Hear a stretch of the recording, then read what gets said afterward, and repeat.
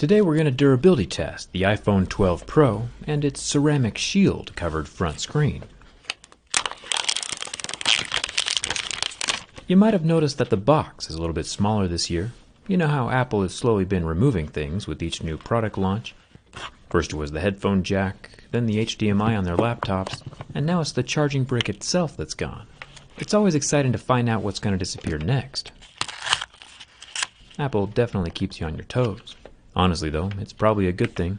Their 5-watt inbox charger was the slowest charger of any phone anywhere. And now there's no reason not to upgrade to the faster charging Anker Nano, which costs less while still charging 3 times faster, all while still keeping the same size as the old brick.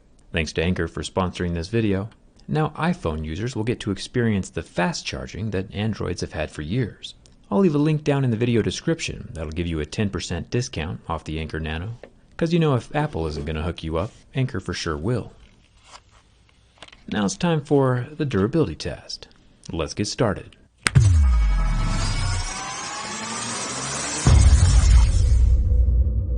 Personally, I think it's a bit sus that Apple got rid of the free inbox charger at the exact same time they came out with the new type of magnetic charging, which conveniently cost $40 by the way. I'm sure it's all just a coincidence though. Just like how the headphone jack disappeared at the same time the wireless AirPods came out. You know, totally normal behavior. You can see that inside the magnetic circular attachment is a group of coiled wires that transfer power to the other set of coiled wires inside of the phone. We'll have to see what those look like for realsies when we open them up for the teardown video. But while we're here on the outside, we can see where the magnets are located with some metal shavings. The magnets form a perfect circle around the outside of the copper coils. Thumbs up for that. I think it's kind of cool, even if you aren't able to keep your credit card and phone in the same pocket anymore. It's probably a good idea in general though to keep metal shavings away from your phone. If you remember, the earpiece and loudspeaker are also both made with magnets, so if any small shavings get sucked up inside of the phone, it can tear the speakers to shreds. I'm sure the IP68 waterproofing will help keep the dust and shavings out, but still, it's better safe than sorry. Speaking of being safe rather than sorry, Apple has stepped up their phone design quite a bit this year with a lot of focus on the screen. Apple says their new ceramic shield is a step beyond glass, but it's also important to listen closely to their carefully structured buzzword-filled sentences. Apple said they've included nano-ceramic crystals within the glass matrix to dramatically improve toughness, and yeah, they might have found a new way of forming glass to make it tougher. But those new crystals are still within a glass matrix, which means it's still glass, no matter how many other words they add to the sentence. And if glass is still glass, you know the rest. Apple doesn't mention much about scratch resistance, just drop protection and toughness. They also use the phrase, along with our new design, it makes the iPhone tougher than ever. So it's not just the new glass. I think a large part of that 4 times more drop resistance comes from the design, with the glass totally flush sitting just inside the surface of the frame. A piece of glass has 6 sides, front, back, and all 4 edges. And with 5 of those 6 sides protected by this phone frame in a way that most smartphones are not built, it really does make this iPhone 12 Pro more shatter resistant. So I do believe Apple's claim about the glass being 4 times tougher, but I think the protective design has more to do with it than the buzzwords do. I've scratched hundreds and hundreds of phones in this exact same way, and Apple's ceramic shield is still scratching at a level 6, with deeper grooves at a level 7. It might just be my imagination, but it does look like the level 6 scratches are a tad more faint, but they're definitely still there. Ceramic shield is not the product that will bring us to the next level of Mohs hardness. One thing that can always be certain though, is that as Apple removes things from the box, the high price will always remain the same. The only way to really keep your screen scratch-free and resale value high is with a screen protector. I've installed thousands of screen protectors from my pre-YouTube phone repair days, and it only takes a few seconds. The biggest obstacle is the dust underneath the glass. But there's an alcohol wipe and a dust sticker in the box to help mitigate that. The screen protector is held in place by a thin layer of nano adhesive, so there's no residue left on the glass when it's ever removed. And since the iPhone 12 Pro display is totally flat, the precision cut screen protector makes it look like it was meant to be there.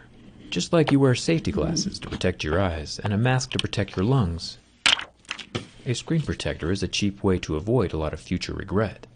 I'll leave a link for D-brand screen protectors down in the video description.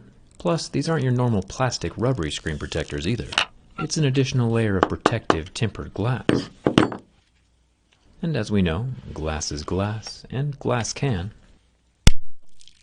It's much easier to replace a $10 screen protector than it is to replace a $270 display. I'll leave that link in the description. Now, if I'm being totally honest, I do have to say that the iPhone 12 Pro is one of the cleanest looking and best feeling phones that I've held in a really long time. And the frame is surprisingly hard to scratch. The sides of the iPhone 12 Pro are made from stainless steel, and since my razor blade is also made from stainless steel, they're having a hard time damaging each other. The paint is obviously still going to scratch off. Most phones are usually made from softer aluminum. Aluminum's like a 3 or 4 on Mohs scale, so this stainless steel at Mohs 5 is quite a bit more resilient. It's just the paint that's not. The silver-colored version of the iPhone is going to hide this kind of damage the best. There is no expandable memory, of course. There never was. The magnets on the back can be a handy SIM card removal tool holder. And then, of course, at the bottom, we still have our lightning port. I'm also a big fan of the textured glass back here. You can hear the difference my razor makes when it goes from the rough frosted texture to the smooth glass on the Apple logo. The textured glass has the ability to act like sandpaper to other objects, since glass is a very hard material. Softer objects like this penny will leave marks behind on the glass, but the marks aren't permanent. It's just dust caught on the rough surface, and can be rubbed away. The top camera bump is relatively reasonable this year, when compared to Samsung's monstrosities. The bottom lens is a 12 megapixel, 2x optical zoom telephoto. Then we have the 12 megapixel ultra-wide in the center, and the main 12 megapixel sensor up top. And each camera lens is again covered with its own sapphire crystal lens cover. It's still getting marks at levels 6 and 7, but you already know how I feel about that. The screen of the iPhone 12 Pro is a 6.1-inch Super Retina XDR display, meaning it's OLED, and has a slightly higher resolution than 1080p. A cool thing, though, is that even after 30 seconds from the heat of my lighter, the pixels on the OLED are still unfazed, with zero damage. Other phones start to turn white and not recover. Now, I'm no materials expert, but ceramic is a slower conductor of heat than glass is, meaning that the heat doesn't transfer through it as easy. So it is possible that Apple's new screen material is keeping the heat away from the pixels. This doesn't mean quite a whole lot as far as lighters go, but it does add a little validity to the new ceramic crystal material claim that Apple is making. The oleophobic coating is definitely evaporated though, so don't try the burn test on your own phone. What about the bend test? I mean, it's probably easy to guess, but with the more solid stainless steel frame and recessed glass on both sides keeping the box rigid, the iPhone 12 Pro is a non-flexing tank of a cell phone, and I'm impressed. No bends, kinks, or cracks of any kind in the frame. Apple is, and always has been, premium and expensive, but at least lately the materials have started to match the price tag a bit better. I used my last phone for over 3 years, and I've only had my current phone for about a year, so I'm not ready to upgrade just yet. Maybe someday I'll try out the iPhone again, but I'll wait till next year's iPhone 13 Pro Max Ultra Plus 6G No Screen Edition before I make up my mind. I'll leave links in the description for that stuff Apple forgot to include, like the charger and screen protector. Let me know what you think of Apple's new phone down in the comments. You cool with them leaving out the charger? Come hang out with me on Instagram and Twitter. And thanks a ton for watching. I'll see you around.